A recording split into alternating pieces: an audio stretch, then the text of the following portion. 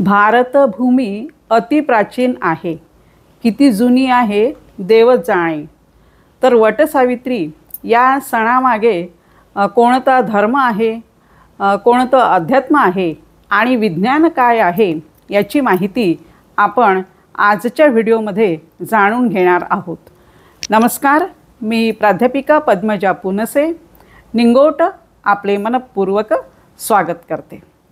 तर वटसावित्री हा जो सण आहे तर यामागील आपण प्रथम अध्यात्म आणि धर्म बघूया की बरेच म्हणजे अनेक वर्षांपूर्वी भद्र देशात एक अश्वपती नावाचा राजा राज्य करीत होता। तो अतिशय पराक्रमी आणि प्रजावत्सल होता, पण त्याला अपत्य नव्हते। तर तेव्हा त्याने गुरुच्या आदेशावरून सावित्री देवीची तपश्चर्या केली व त्याला एक तेजस्वी कन्यारत्न प्राप्त झाले। सावित्री देवीमुळे हे कन्या प्राप्त झाल्यामुळे त्यांनी तिचं नाव हे सावित्रीच ठेवलं। जेव्हा ती कन्या उपवर झाली तेव्हा राजाने तिला स्वतः वर शोधण्याची परवानगी दिली। तिच्यासोबत काही विश्वासू माणसे देऊन तिला तीर्थयात्रेला पाठविलं। तर तिने रानात असणाऱ्या सत्यवानाची निवड केली। सत्यवान हा शाल्व देशातील धुमत्सेन या अंध राजाचा पुत्र होता आणि शत्रूकडून हरल्यामुळे ते रानात राहत होते। तर जंगलात तिला सत्यवान दिसला आणि तिने त्याला मनातून पती म्हणून त्याची निवड केली। पुढे तिने राजाला हे सांगितलं। तेथे नारद मुनी आले व नारद मुनींनी सांगितलं की हा अल्पायुष्य आहे आणि याचा 1 वर्षाच्या आत मृत्यू होणार आहे। पण सावित्री म्हणाली की मी पती म्हणून यांची निवड केलेली आहे, म्हणून मला यांच्यासोबतच विवाह करायचा आहे। म्हणून राजाला नाईलाजाने त्यांचा विवाह करून द्यावा लागला। विवाह झाल्यानंतर ते रानात राहत होते आणि 1 वर्षामध्येच तिला त्याच्या मृत्यूची चाहूल लागली। तर ते सत्यवान हा झोपलेला असताना सावित्रीला तिच्या सूक्ष्म दृष्टीने यमराज येताना दिसले आणि यमराज हे त्याचं प्राण घेऊन जाणार आहे असं तिला पूर्ण चाहूल लागली। मग तिने यमराजाची स्तुती केली आणि यमराज प्रसन्न झाले आणि त्यांनी तिला म्हणजे तिने वरदान मागितलं की माझ्या वडिलांना 100 पुत्र देण्यात यावे, त्यानंतर माझ्या सासू सासरे जे अंध आहेत त्यांना डोळे देण्यात यावे, त्यांना दृष्टी देण्यात यावी। तर त्यांना दृष्टीसुद्धा देण्यात आली। त्यानंतर त्यांचं राज्य परत करावं। तर हे सर्व वरदान सावित्रीने यमराजाकडून मिळवले।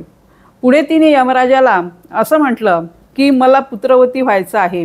तर यमराजांनी तथास्तु म्हटलं आणि मग सावित्रीने म्हटलं की तुम्ही माझ्या पतीला आता नेऊ शकणार नाही, कारण तुम्ही मला पुत्रवती होण्याचं वरदान दिलेलं आहे। तर अशी ही यामागची एक कथा आहे सावित्रीची, म्हणजे वटसावित्रीची। तर आता हे झालं यामागचं धर्म आणि अध्यात्म। आता यामागे विज्ञान कोणतं आहे ते बघूया की जेव्हा सत्यवान हा झोपला होता ते वडाचं झाड होतं आणि वडाचं झाड काय करतं की कार्बन डायऑक्साईड हा शोषून घेतं आणि ऑक्सिजन बाहेर टाकतो आणि वडाचं झाड 20 तासापेक्षा जास्त ऑक्सिजन हा देत असतो। त्यामुळे तेथे हवा शुद्ध असते, तेथे आल्हाददायक वाटते।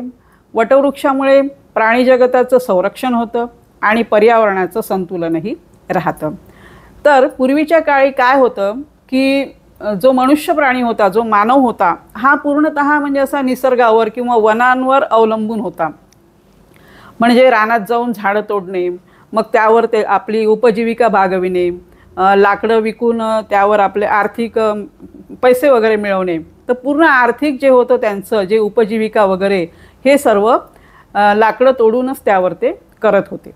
म्हणून जर एखाद्या झाडाला हळद कुंकू लावलेलं असेल, त्याला दोरा बांधलेला असेल, तर मग हे लाकूड तोडे काय करायचे की त्या झाडाला म्हणजे तोडायचे नाही, त्याचं संरक्षण करायचे, त्याच्याऐवजी दुसऱ्या झाडाला।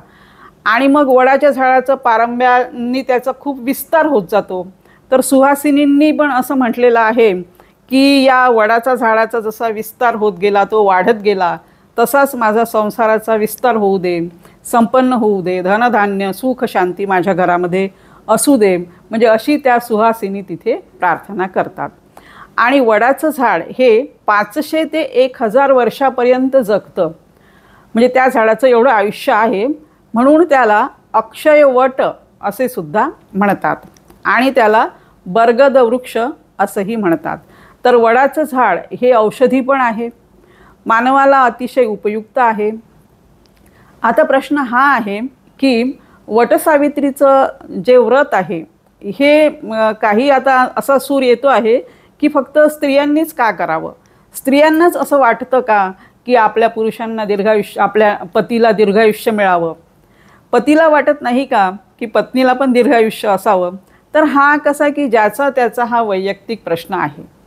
आणि दुसरं हे आहे की निसर्गतःच पुरुष आणि स्त्री यांच्यामध्ये फरक आहे. स्त्रियांना नटायची भारी हौस असते आणि मग वटसावित्रीच्या दिवशी छान नटून, छान साडी घालून, तयारी करून आणि नवऱ्याच्या तिरप्या नजरेतून की छान दिसतेस अशी मोरपिशी मिळाली की मग हिच्या मनाचा मोहर हा फुलून येतो. तर हाही एक त्यामागे भाग आहे.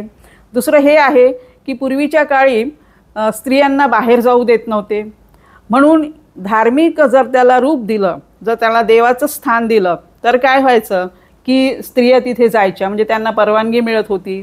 तिथे गेल्यानंतर त्यांना शुद्ध हवा वडाच्या झाडापासून ते मिळत होतं.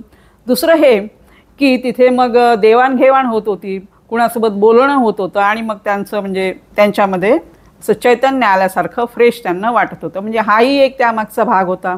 परंतु काळानुसार नवी वळणे येणारच आहे आणि नव्या संकल्पना ह्या असणारच आहे. पण हे जे व्रतवैकल्याची जे सांगड घातलेली आहे ही अतिशय चांगली आहे. ज्यांना म्हणजे असं वाटतं की 7 जन्म नको, या जन्मात तो भाग वेगळा आहे, पण आपण एक वडाच्या झाडाजवळ जाऊन तेथे आपण जास्तीत जास्त ऑक्सिजन घेऊ शकतो. आणि सध्या आता ऑक्सिजनचे प्लांट्ससुद्धा उभारलेले असतात शहरामध्ये.